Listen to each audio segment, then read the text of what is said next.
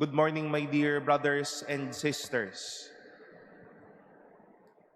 On this Holy Wednesday, we've heard St. Matthew's version of the Last Supper of Jesus.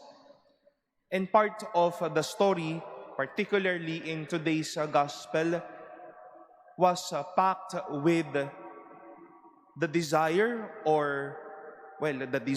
of Judas Iscariot to sell Jesus for 30 pieces of silver. His plans to hand Jesus to them in replace of these silver coins, and also Judas's question to Jesus, ako ho ba ang magkakatuwa sa inyo?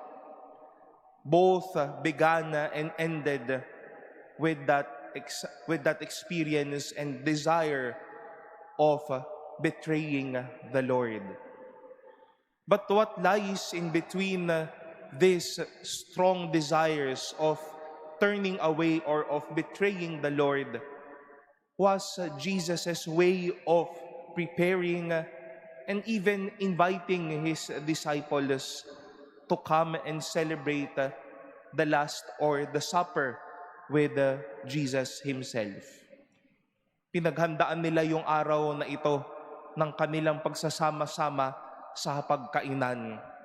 At kahit ho ba na may ganito nang pinaplano o iniisip si Judas Iscariote, what beautifully happened was not Jesus taking off Judas all by himself, but still he was even given the chance to share the table with them.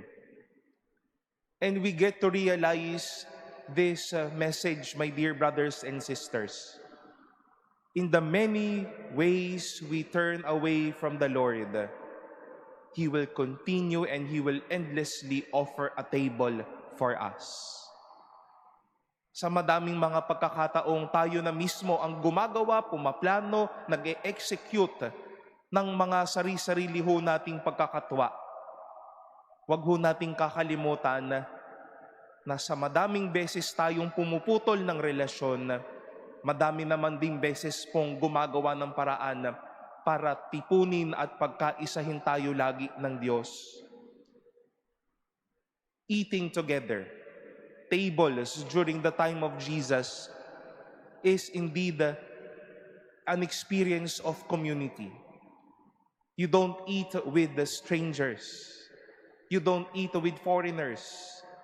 You don't eat with the sinners, with someone you know as clean as they can be.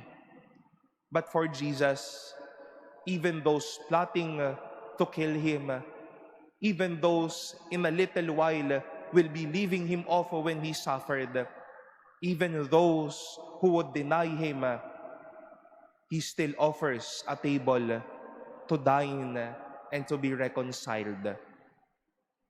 Let us remember such goodness of Jesus, my dear brothers and sisters.